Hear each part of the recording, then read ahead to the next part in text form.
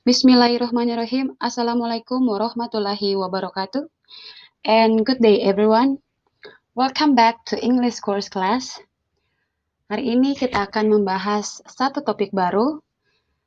Kalau sebelumnya kita sudah membahas tentang expressing, giving help, and asking opinion, hari ini kita akan membahas satu topik baru. So, let's jump to the material. Have you ever make this food? Apakah teman-teman semua pernah membuat makanan seperti ini? Ataukah seperti ini, or this one?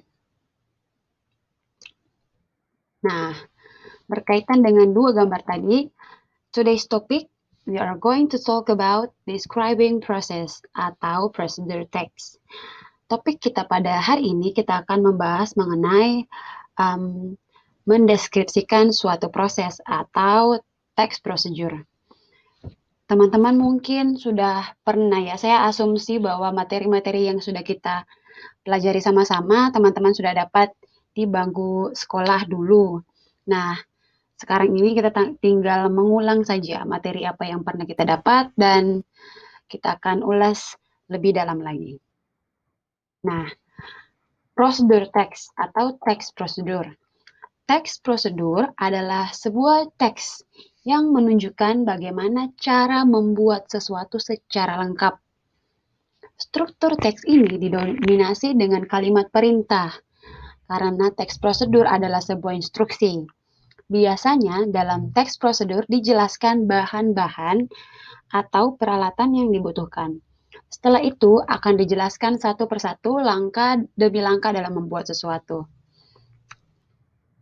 Nah, social function of procedure text. Social function berarti fungsi sosial. Tujuan dari teks ini adalah untuk menjelaskan bagaimana cara membuat atau mengoperasikan sesuatu dengan langkah-langkah yang jelas dan berurutan. Nah, sampai sini paham ya apa sih prosedur teks itu dan fungsinya apa? Berarti prosedur teks yang menjelaskan tentang sebuah langkah-langkah.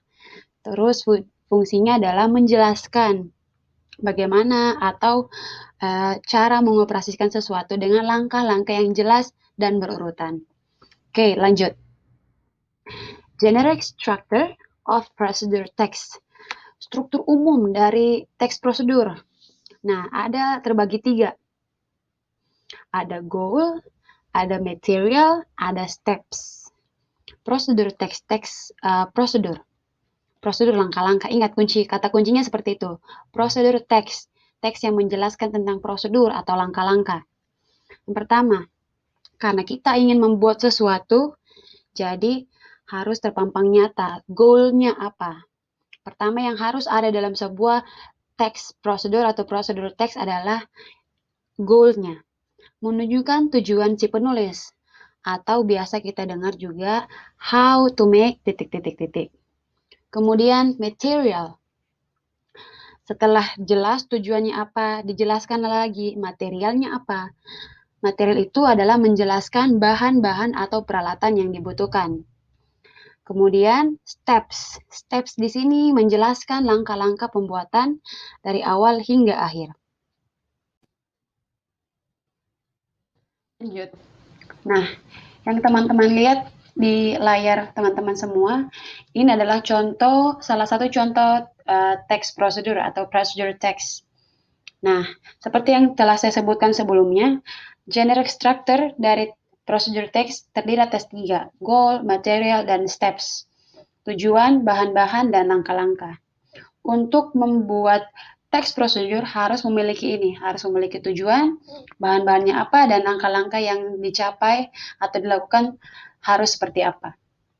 Nah, teks ini bertujuan untuk memberikan informasi tentang how to make an omelet. Bagaimana cara membuat omelet atau telur dadar. Ini adalah tercover sebagai goal atau tujuan.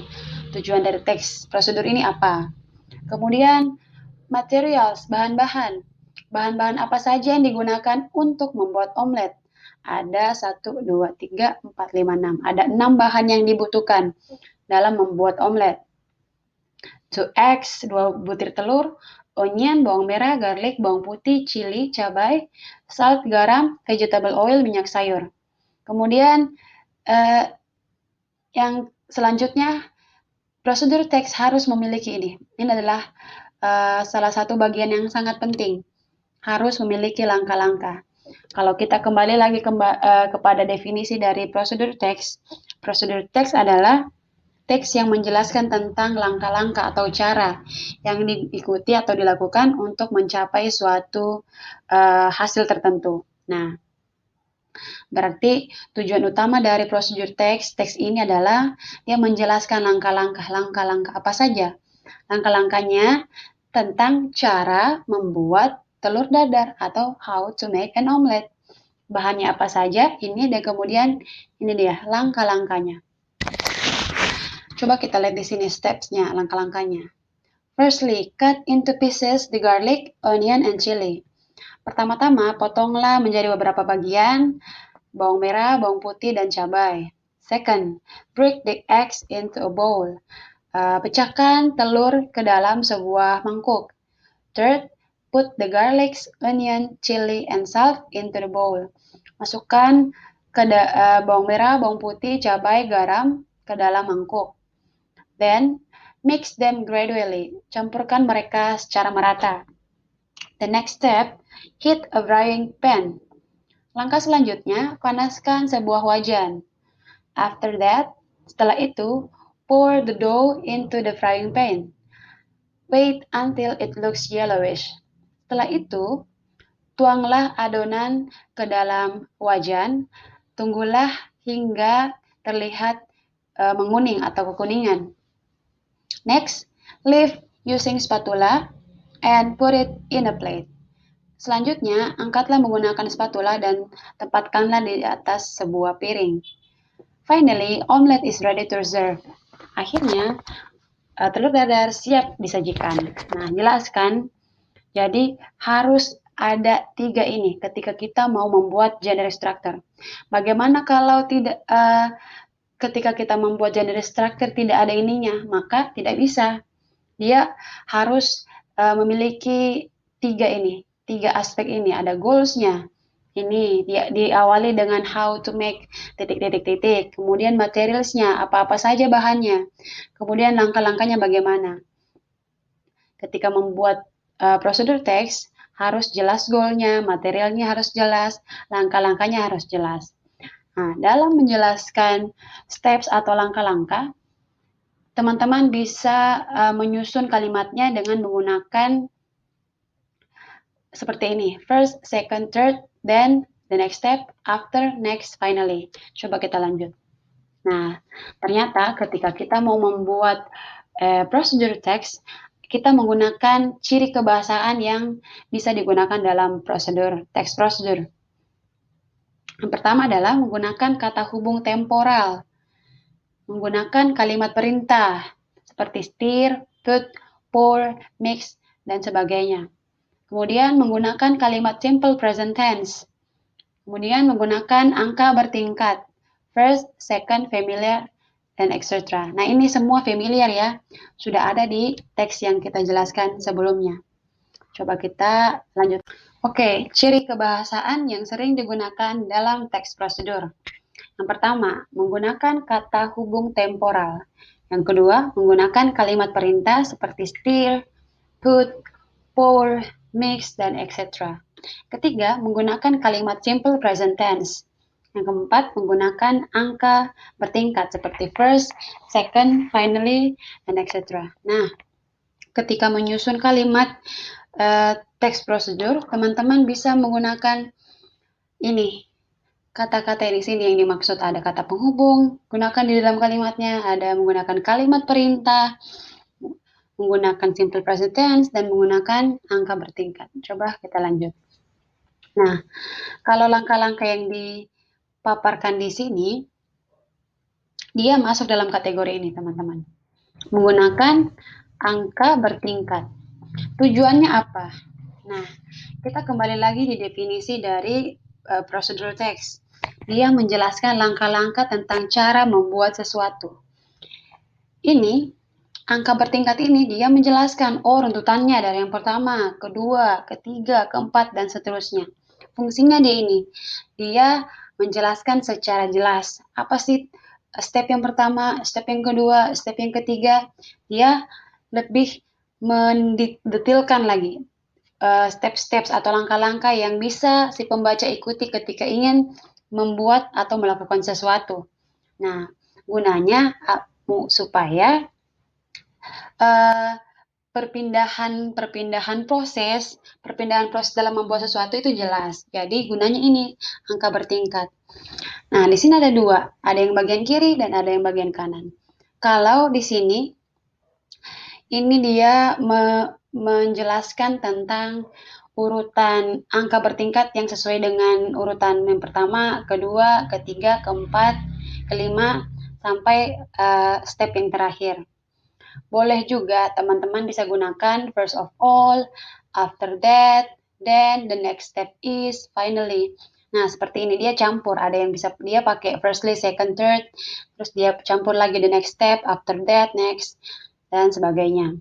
Kalau teman-teman pakai yang ini harus konsisten. Mau pakai yang urutannya seperti ini, konsisten. Bisa diawali dengan first dan diakhiri sama last. Tapi dia konsisten yang pertama, kedua, ketiga, keempat, kelima. Boleh. Atau juga seperti ini boleh. First of all, pertama-tama, setelah itu kemudian langkah selanjutnya adalah, akhirnya adalah bla bla bla. Boleh, boleh sekali. Tidak ada satu aturan yang mengharuskan untuk menggunakan yang mana. Tapi kalau teman-teman nyamannya pakai ini boleh, pakai ini juga boleh. Oke, lanjut. Nah, seperti ciri yang saya jelaskan sebelumnya, ciri kebahasaan dari prosedur teks dia menggunakan kalimat perintah. Seperti apa bentuknya dalam kalimat? Coba kita lihat. Nah, ini kan yang pertama tadi saya sudah jelaskan, ini adalah angka bertingkat untuk menjelaskan strukturnya, prosesnya dari satu, kedua, ketiga, dan seterusnya. Nah, ciri kebahasaan yang kedua, dia mempunyai kalimat perintah. Kalimat perintah itu seperti apa? Kalimat perintah itu dia menyuruh untuk melakukan sesuatu. Coba deh kita lihat di sini. Firstly, cut into pieces the garlic, onion, and chili. Pertama-tama potonglah. Kemudian yang kedua, bagi dua atau pecahkan telur. Yang ketiga, letakkan. Keempat, mix. Selanjutnya, panaskan, heat. Setelah itu, pour, tuang. Selanjutnya, leave, angkat. Dan finally, omelet is ready to serve. Nah, ini dia kalimat perintah. Dia menyuruh pembaca untuk melakukan instruksi sesuai dengan step-step yang ada atau ketika membuat sesuatu atau menyelesaikan sesuatu di dalam prosedur teks.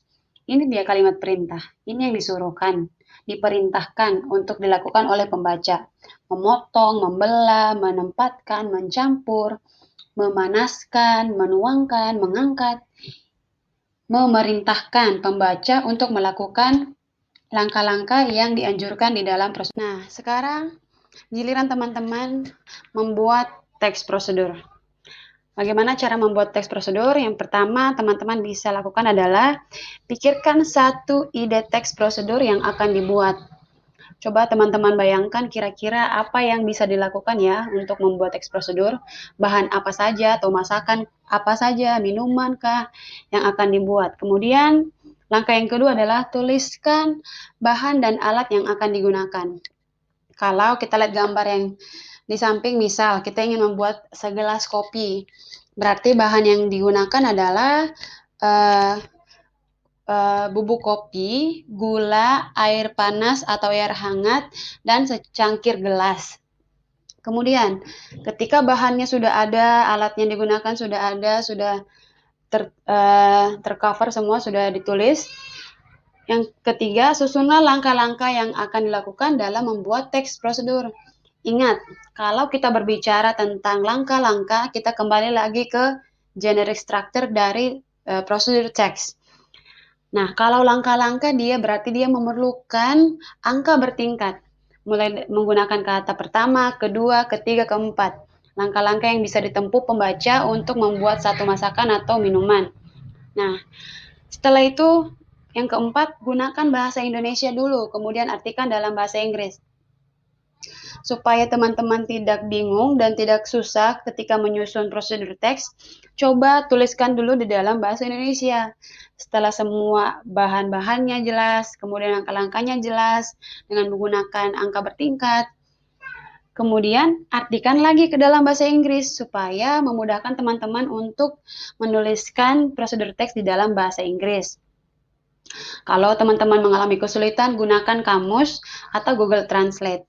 Ingat, Google Translate itu mengartikan kata per kata. Jadi mungkin ada beberapa struktur grammar yang salah di situ. Saya ingin membantu saja teman-teman untuk mengartikan kata per kata, bukan membuat seluruh kalimatnya. Jadi supaya teman-teman ada effort di situ, ada usaha dalam menyusun kalimat, cari saja katanya, kemudian teman-teman susun sendiri supaya nanti teman-teman dalam menyusun kalimat terbiasa di situ. Dan ingat, tense yang digunakan untuk menyusun prosedur teks adalah simple present tense dengan menggunakan kalimat perintah. Coba kalau kembali lagi di materi sebelumnya, saya sudah jelaskan kalimat perintah itu yang kayak bagaimana. Saya rasa untuk menyusun prosedur teks sangat gampang, tidak susah. Teman-teman bisa mencoba cara membuat prosedur teks ini. Dan ingat, gunakan saja bahasa Indonesia dulu, kemudian artikan dalam bahasa Inggris. Nah, saya rasa untuk materi yang ketiga, prosedur teks dan describing process sudah cukup. Ketemu lagi di materi selanjutnya. Wassalamualaikum warahmatullahi wabarakatuh.